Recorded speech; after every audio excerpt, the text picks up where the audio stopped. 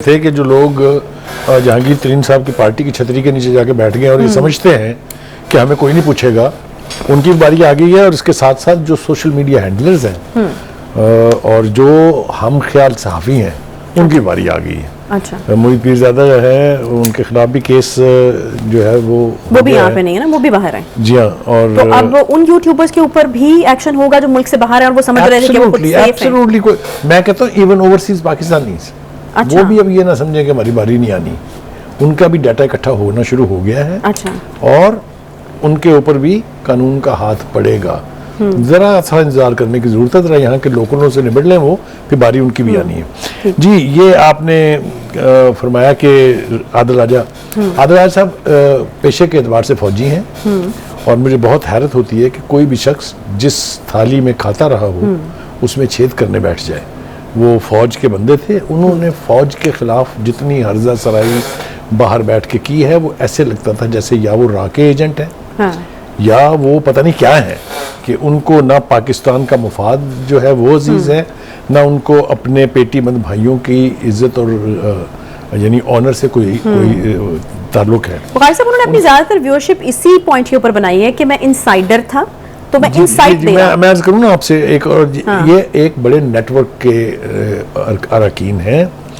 फैज हमीद साहब ने एक पूरा सोशल मीडिया नेटवर्क बनाया था। अच्छा, ये उसके कारकुन कह लीजिए या उसके मोरे कह लीजिए, ये उसके मोरे हैं।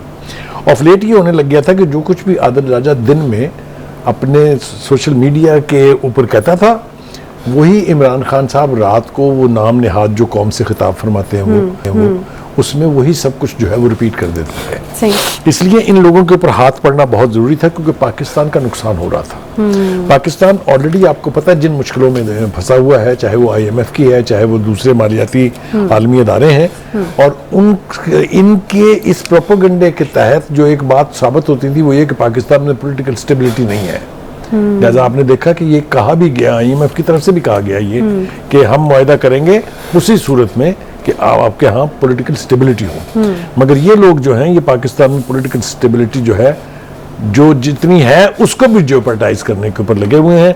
लिहाजा इनके ऊपर हाथ तो पड़ना चाहिए था। ये जो कहा जा रहा है कि वो रिहा हो गए हैं, यकीनी तौर पे वो रिहा हो गए होंगे, क्योंकि वहाँ का कानून जो है वो बाकायदा एक सिस्टम के तहत चलता है। लेकिन इसका मतलब ये हरगिज नहीं है कि उनकी जान छुट गई है।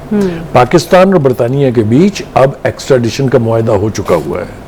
अगर कोई भी मुलजिम एक दूसरे मुल्क को दरकार होगा तो वहाँ की एजेंसीज उसको दूसरे मुल्क के स्पुर्द करेंगी। इसलिए मुझे ये इम्कान दिखाई देता है कि शायद आदिल राजा साहब जो है वो बिल आखिर पाकिस्तान के स्पुर्द कर दिए जाए।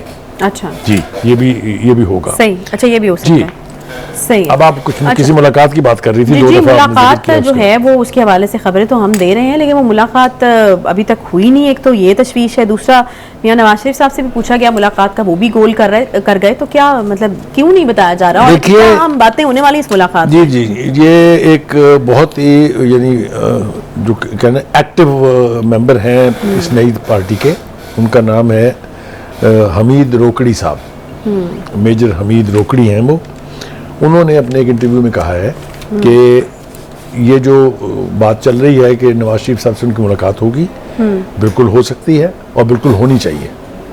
उनका कहना यह था कि जो बड़े स्टेक होल्डर्स हैं उनके साथ नई पार्टियों को मिलके काम करने की जरूरत है। लिहाजा उन्होंने रूल आउट नहीं किया कि ये मुलाकात नहीं होगी। एक जब यहाँ से तशरीफ ले गए थे अपने जहांगीर तरीन साहब लंदन के सफर पर, तब भी यहाँ उनकी पार्टी के लोगों ने भी ये तासुर देने की कोशिश की, और चौधरी साहब जो है उनको भी कोट किया जा रहा है कि यकीनी तौर पर उनके वहाँ मुलाकात का इम्कान है।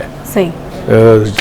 जो नवाज शरीफ साहब हैं वो चूंकि बहुत मोहतात गुफ्तगू कर रहे हैं आजकल, इसलिए उन्होंने इसको कंफर्म तो नहीं किया, लेकिन जो कहते हैं ना शवाहद ये कह रहे हैं कि ये मुलाकात होगी जरूर, और इस मुलाकात की जो नतीजा निकलेगा वो यही हो सकता है कि जो आने वाला इलेक्शन है उसमें जिन एरियाज में PTI के लोग स्ट्रांग हैं वहाँ पर सीट एडजस्टमेंट जो है वो हो जाए, जो अब इस्तेकाम पाकिस्तान पार्टी के अरकान है। और अगर ये अंडरस्टैंडिंग हो जाती है तो इसमें कोई खराबी नहीं है। सही है। लेकिन इससे मेरे ख्याल से पाकिस्तान पीपल्स पार्टी थोड़ी नाला है। हाँ बिल्कुल, कल भी हम इसका जिक्र कर चुके हैं कि उसका नुकसान हो सकता है पीपल्स पार्टी को, जिसकी वजह से वो नाला नजर आते हैं। अच्छा, IMF के हवाले से बात करनी है, टाइम हमारे पास कम है। बड़ी तशवीश का इजहार कर रहे हैं वो, हमारे बजट के ऊपर अदम इत्मीनान का इजहार कर रहे हैं। आवाम को जो हमने देखा है कि हुकूमत ने कुछ छूट दी है बहुत सारी चीज़ों के ऊपर इस बजट के अंदर, उस पर भी वो काफ़ी रेस्टलेस हैं। तो दूसरी तरफ वज़ीर-ए-आज़म जो है वो ये कहते हैं कि उम्मीद है कि मुआहिदा हो जाएगा। तो मुझे समझ नहीं आती कि ये दो बड़ी मुख्तलिफ चीज़ें हैं। वो बार बार अदम इत्मीनान का इजहार कर रहे हैं, वज़ीर-ए-आज़म साहब बार बार कह रहे हैं कि मैं उम्मीद करता हूँ कि जल्दी मुआहिदा तय पा जाएगा। तो मैं क्या दोनों ही तरफैन जो है उनकी बात को एक्सप्लेन करने की कोशिश करता हूँ। IMF ने तो अमेरिका के कहने पे चलना है, इसके बारे में कोई दो राय नहीं है। चाहे वो IMF है, चाहे वो वर्ल्ड बैंक है, चाहे वो एशियन डेवलपमेंट बैंक है, जो वाशिंगटन से आंख का इशारा आएगा उसके तहत ही उन्होंने फैसला करना है। जो मर्जी हम कर लें, एक तो ये बात समझ लें। और क्या तकलीफ है उनको? वो तकलीफ का नाम है CPEC। सही। दूसरी तरफ प्राइम मिनिस्टर साहब का जो कॉन्फिडेंस है कि जी नहीं ये मुआहिदा हो जाएगा, इसलिए कि वो बार बार ये कह रहे हैं कि जो कुछ हमें IMF ने किया था, कहा था, वो हमने कर दिया। सो उनके कॉन्फिडेंस के जस्टिफिकेशन मौजूद है। लेकिन मैंने आपको बता दिया कि अंडरग्राउंड केबल फॉल्ट ये है कि जब तक अमेरिका की तरफ से इशारा नहीं आएगा, IMF आपके साथ कुछ करने नहीं जा रही है। सही। हमारी मुश्किल ये है कि हम CPEC से वापस नहीं हो सकते। और मैं देख रहा हूं कि इसके लिए अगर हमें दरीना दोस्ती अमेरिका की कुर्बान भी करनी पड़ी, तो हम चीन को नाराज करने का ना सोच सकते हैं, ना मुतहम्मल हो सकते हैं। सही। और ये बात भी मैं आपको बता दूं कि चीन की तरफ से हमें अंडरटेकिंग, तो शायद स्ट्रॉन्ग लफ्ज हो जाएगा, लेकिन ये अंडरस्टैंडिंग जरूर दी गई है कि जब आपको अमेरिका तनहा कर देगा इकोनॉमिकली, तो हम आपके साथ खड़े होंगे। इसके बहुत सारे इशारे और इसके बहुत सारी गवाहियां ऑलरेडी मौजूद हैं। अच्छा, तो तसल्ली है यानी? ये तसल्ली।